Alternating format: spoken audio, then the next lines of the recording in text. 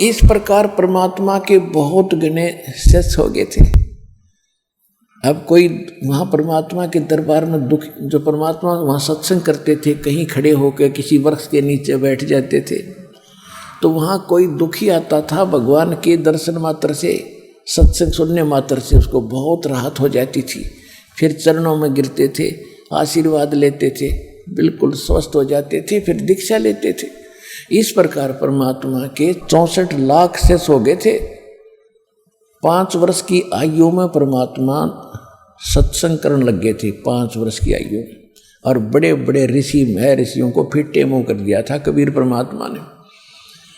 यानी 1398 में मालिक प्रगट हुए थे और यानी 1403 में रामानंद जी, जो वहाँ के प्रकांड विद्वान माने जाते थे, वेदों और गीता के मर्म ज्ञाता प्रसिद्ध थे, उसके छक्के छुड़ा दिए थे। और उसने उनको विवश होना पड़ा था ये कहने के लिए, मैं तुम स्वामी में बाल बुद्धि, कर्म भरम कियो नाश, और गरीबदास तुम पूर्ण पुरुष, मेरा हो गया दृढ़ विश्वास।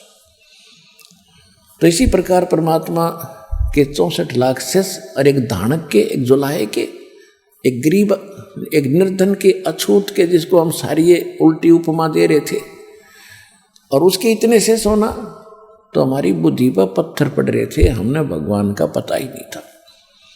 हमने तो ये भगवान मान रखे थे जिसने कोई मोटी सी गदा उठा रखी हो, या किसी ने तीर ले रखा हो, या सुदर्शन चक्र काट दे गणे ने, इसे तो भगवान सब हो जाएंगे। पुलिस वाले भगवान है, किसी हमारा डंडा और वो हाथ जोड़ के खड़ा हो जाए। पहले समय में तो ऐसा ही होता था। तो ये भगवान नहीं होते, इनसे हटकर होते हैं जो अच्छे। जैसे पुलिस वाले हैं, पहले एक बुरा हाल कर रखा था जनता का जब गुलाम था भारत, लेकिन वो पुलिस अलग डिपार्टमेंट है, जो हथियारों वाले हैं वो अलग है। राजा तो बगैर हथियार के रहता है, वो स्वयं हथियार नहीं उठाता।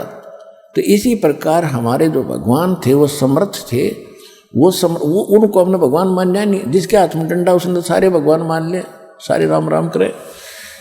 तो कहने का भाव ये है कि हमने पहचान नहीं थी भगवान की, इसलिए ये दाव लगा रहा है नकलियों का। तो सब बहुत से सुखी हुए, परमात्मा के 64 लाख